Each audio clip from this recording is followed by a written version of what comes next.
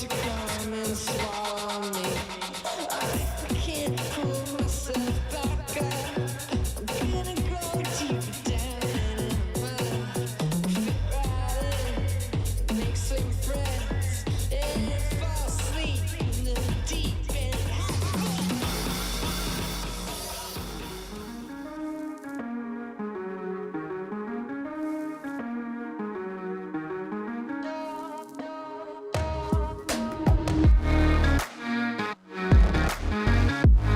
Bulls Radio Lounge, Bull Bartender Show. Sorry about the little delay. One of the hamsters went down. And the actual, while we had Andy on the phone, the actual program started to freeze up. I'm going to shut itself down, so I was waiting for it to come back up and get back to its full sync. And now we're back live. And we thank you for joining us. Thank you for being here. Rick Danford on the other end, his bunker / $100 million facade. That's Matt, right. the Savior, back. Yes, sir. He had to take care of some business going on there. So, he's got deals on the backside he has to take care of. You know. You know. I'm an important man. You are very important. People know me. I'm the savior. That's right. So, man, you shot me 6 texts, buddy. Yeah. Well, there's good reason. Oh, okay. All right. I was seeing what's going on, So. Well, somebody's got to keep you in line. So, did you hear when you were out there taking your visit? Did you hear the conversation that we had with Andy? Yeah, I caught the end of it, and I agree to an extent with both. I mean, I definitely. So I have in my mind, he started talking about like these midnight features and things like that, and these kind of independent filmmakers making these things and using the old school kind of effects to make them happen. And my mind immediately went to Grindhouse, where Quentin Tarantino and Robert Rodriguez made a double feature. And I went to that midnight showing. It was just like you had to go to the theater for a while. It's the only way you could see it. But even so, those were only quasi-independent filmmakers, I guess. You know what I mean? Like Pulp Fiction was already out, and I mean, everybody knew who Quentin Tarantino was, and that was a brand in and of itself. So that to me was like people that have made it and were like, I want to get back to my roots. You know what I mean? And I want to do a film that that kind of expresses this old school way of making film. In 2007 when CGI is kind of already ramping up and getting kind of used heavily. So that's where my mind went, and that's what I started thinking about the entire time, really. I mean, because that to me was so. But you already know, we've talked before about things like Star Wars and things like that. I never became a fan of that stuff. You hate Star Wars. You know what I mean? And this is funny because I'm a computer guy, as you know. That's what I was just doing. I had to go help my buddy with his graphics card situation and stuff like that. And I do 3D animation and stuff like that, but I also hand draw things. You know what I mean? I'm very artistic and creative and whatever. So I can see both sides of the argument. I really love, sitting down and painting something, but at the same time, I really love pulling out my iPad with my Apple Pencil and getting something done. You know what I mean? Which is so. Anyway, I'm the gray area. I would say. What I'm saying is what you just explained right there is exactly the way I am. I love the old school films. I can sit back here and watch the original Night of the Living Dead or the original King Kong and have a great night doing it. But I'm also open to seeing Jurassic Park and don't have a problem with that. Everything has its place. I'm open to everything. Just like you said, you can sit down and draw, or you can break out your Apple Pen. You're good with it all. Whereas Andy's like, you either sit down and draw and throw away the apple, or you can't be my friend. Oh, well, that's too bad. I was even going to say, he said he didn't have a .com. I program. I'm more than happy to give you a .com if you want to shout out. I will help you with that, my friend. No problem. Yeah, we need a .com. We would like to have a Well, .com. I know you need a .com. I We're need gonna a see how to .com. work that out. Yeah, But I need a free but yeah, .com. yeah. But these boys that are making these movies, if they don't have a .com, it's helpful for sure. It Oh, for sure. is because everybody can go to it and it's easy to access. For Yeah, sure. like NoSleepTonightRadioshow.com, just like Yeah. that. See, there Just you go. like that. All right, so Matt, you sent me a story about Dave Chappelle. Yeah, so if everybody was like me, they were very excited to see that Netflix brought the Dave Chappelle show, the entire series. And I don't know if, everybody's into comedy, but Dave Chappelle is, I don't know, he's kind of like he pokes fun at society in a very intelligent way, and I can get behind it. Anyway, I was very excited that they brought it back. They apparently bought the show without Dave actually getting any money for the show. So he started actually begging people not to watch the Netflix version of the show, demanded that Netflix take it down until they work out the contract where he gets some kind of dividends from this thing, and they listened to him. They took it down. Well, Okay.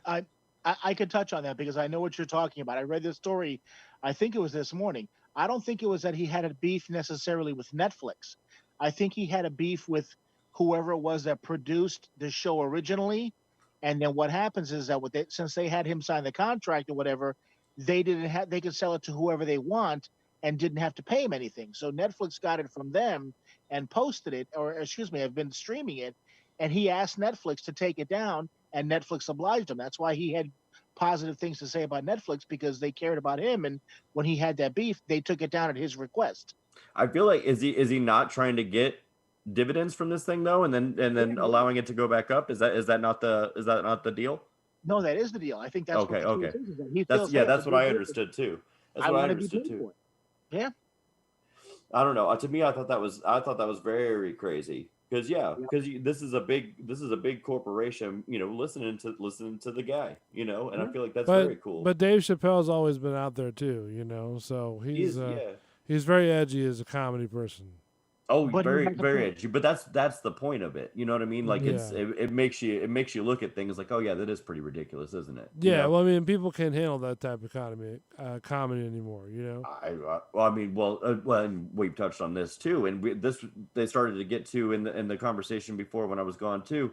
We're not going to be able to tell the stories anymore the way that we have been in the past, because people are getting so sensitive. You can't, like that movie Kids, it couldn't be made today. You know what I mean? They wouldn't have allowed it. There would be so many problems with it. To me, I think that's crazy. We're cutting ourselves short. We're going to get to a future where you just can't say anything anymore because everybody's too sensitive. It's going to be like Demolition Man, where everybody is. I can't relate. I'm sorry. Oh, you never. Oh man, it's a Sylvester Stallone movie with Wesley Snipes. No, and it sounds familiar. I feel like I saw it maybe when I was really little. You know what I mean? Like, but I don't. I can't. It's where it's in the future, because I think I feel like I always mix that one up with Judge Dredd. in my head, like I feel like I do, because that Judge Dredd was way more memorable to me. I must have seen it later in my life. Well, just look at football. Just look at football. The Washington Redskins. They were the Washington Redskins forever. Yeah. Look at the sensitivity. They don't even have a name now. They're the Washington football team. Over a fake image. I mean, that's the whole thing. It's like a lot of these movies are getting flagged because of just, people are so sensitive. People are so this. They can't take it. Like for example, Matt and I had talked about. Rick, I don't know. I'm going to assume that you're a Mandalorian fan. I like it. Yeah, I mean, I'm not like some kind of diehard that'll hang up if you say you don't watch it, but I enjoy it. All right, so about the Baby Yoda was the genocide that he was committing. Good God. Right? Did you hear about that? I like the character. I don't like that you're seeing the character every freaking place, and they're trying to make. But that's the money. That's the dollar. That's the money maker. Yeah. Oh yeah. That's exactly what it is. They people like it and they think it's cute, so they're gonna run it. Oh, down it's your throat. adorable. Pay for it.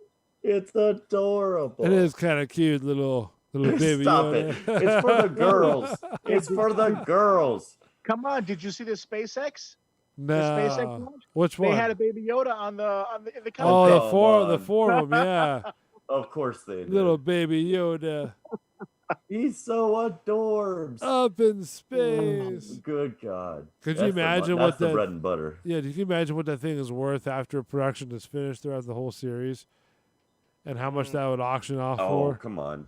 Somebody's gonna buy it too. Oh yeah, the animatronic of just Baby Yoda. Well, they're already selling the toys. I've seen commercials for the toys and stuff, and it's like I Oh, try to yeah. quickly switch it off, because I don't want it to make me not want to watch the show because I'm getting bombarded with Baby Yoda everything. Give me a Yeah. break. Yeah. But it ain't I mean, like- you knew that was gonna happen though. Come on. Oh, yeah. Yeah. Oh, yeah. As soon as you saw the thing, you were like, "Oh, geez." That's Here we go. We've got an issue, Houston. We got a problem. Houston, we got a problem. That started back with George Lucas. That's why George Lucas did the prequels, and that's why he did with even Return of the Jedi in the original one. If you noticed all the different puppets, the Ewoks, and all that stuff, all that was for licensing and toys. Oh, of course. Yeah. That's crazy. So yeah, Baby Yoda committed genocide by eating the. I think he was saving the eggs. I'm still sticking to that. The He was So- committing genocide. that's Yeah, I that's, think that. Well, I just think that that's straight up absurd. and they're for somebody to claiming say this. they're claiming for Baby Yoda's head, Yeah.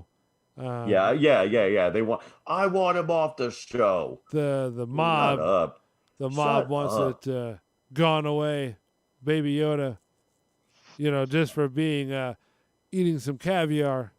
A little. Yeah, Oh, he didn't know. It was food. He didn't care. Yeah, Well, that's what I was saying. either way. Let's He's look at not this whole. for He has real, no guys. pouch that he has, a little This is a pocket puppet. pouch. Eating a plastic thing. With a CGI mom over here getting pouty, not paying any goddamn attention to her That's precious right. eggs. It's a little pocket pouch he has. So even if he was It's eating them, it's not real. Quit being so stupid, all these people, genocide. Okay, that's first of all. Second of all, I think he was saving them. I think it's going to come out where that canister gets effed up, mom dies or something, they get to dad, and they're like, oh shit, all the eggs are dead, and then he's going to plop them out of his mouth, remember, and then dad's going to be like, hooray, and jizz them all over him, and everything's fine. No, a few of them lived. They showed that last episode. They were in that little pool or whatever it is, turning Yeah. into tadpoles and stuff. So Yeah, Oh, a few so of them lived. already- Yeah, so he was already watching we're them. fine. Yeah, he was watching them in a little capsule. So already we're fine. Now, I did you see the last one, Rick? I'm not sure. The one that Oh. just past Friday? I Yeah. don't think so. Okay. Man, I mean, I'm not a Mandalorian, hoorah fan. Like everything is Mandalorian. I am. But I am. you are. Oh, Come on, bro. I've seen one episode, and it was the one where he ate the eggs. I was gonna set you up, but you just kind of blew that out of the water too, you jackass. What do you mean he blew that out of the water? You knew that was true. I was gonna set you up with it being sarcastic and Oh, yeah. Wow. Well, Gosh, you're way too, to you're way too to slow work the then. work. Well, you're too slow. I don't know what to tell you. What do you mean you're too slow? I would never do that. Oh my gosh.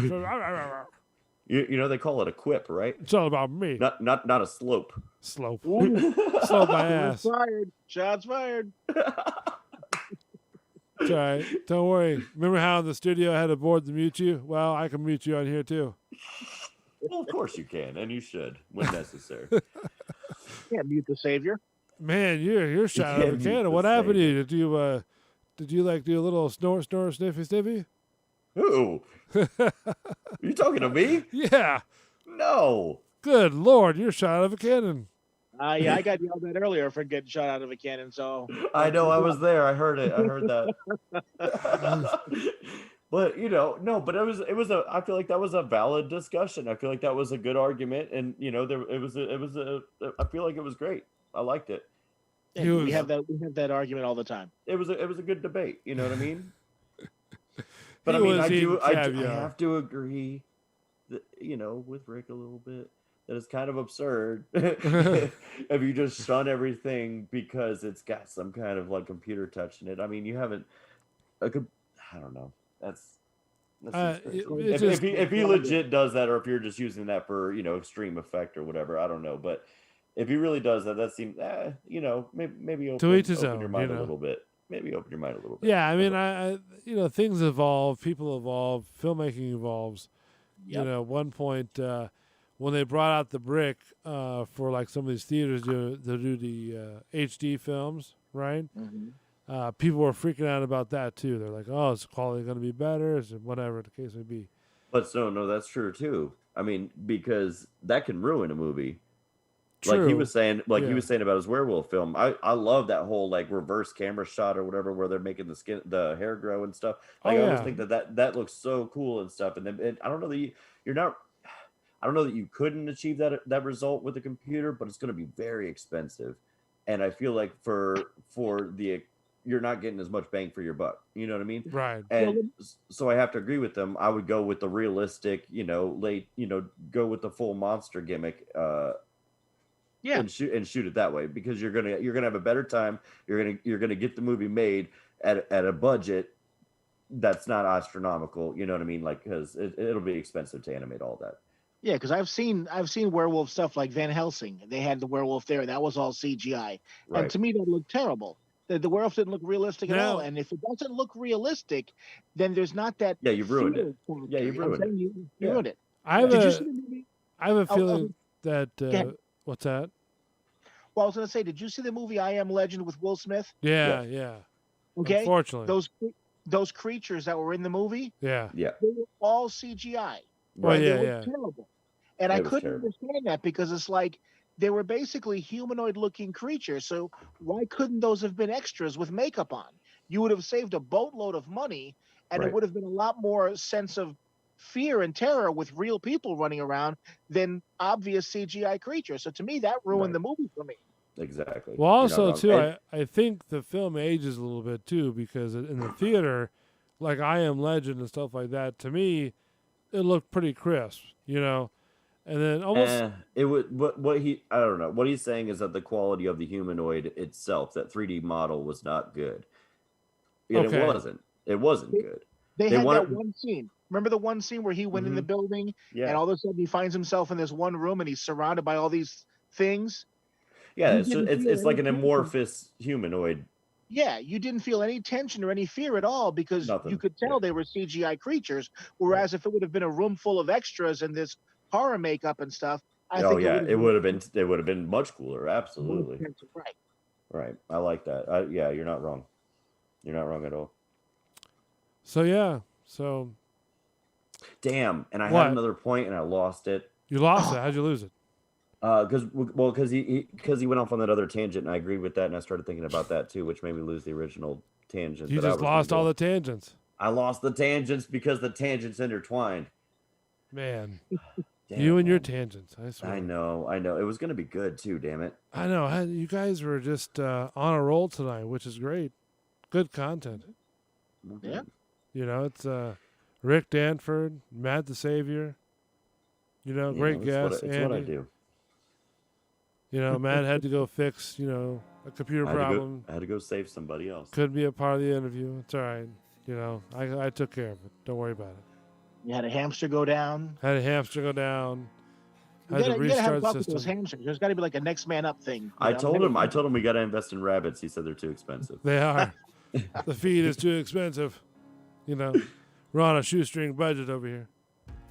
So, anyways, thank you, Rick Danford, for joining us as well. Matt, the Savior, thank you so much, my friend. You guys have a good Thanksgiving. Hopefully you cook your Thanksgivings to your liking and have whatever you do. I don't know what you do for Thanksgiving. Rick, so- it was a pleasure. yeah. It was an absolute pleasure. I'll be on my glad to part. talk to you anytime. Absolutely. And Bull, make sure, remember, Fury Road. That's your homework. Fury Road. Mad Max Fury Road. I have to watch that. There you Yes. go. Gotcha. For next Tuesday. All right, gentlemen. You guys have a great holiday. All right. Thank you guys so much. We'll see you next, probably Sunday for the Social Reload Show with Matt the Savior and me. And then the Tuesday will be Bull and Bartender Show back with full cast. I am Bull. Thank you guys so much for joining us. Thank you to Matt the Savior, Rick Danford. We'll see you next Tuesday. Only on Nope. Bulls. Sorry, what happened? Does it go? Go. Were you going to say something? It was an accident. Oh, my bad. You were just supposed to keep rolling. I know. I was like, man, you just messed me up. Bull's Radio Lounge, Bull and the Bartender Show. Just go to youtube.com and just search the Bull and the Bartender Show. You get them all right there. And then also on our Facebook, Bull Space Radio Lounge. We'll see you next Tuesday. To hold you for one night. Just give me one more time. I'm still alive, I still feel you. So many words I never told you. I'm still alive, I still feel you.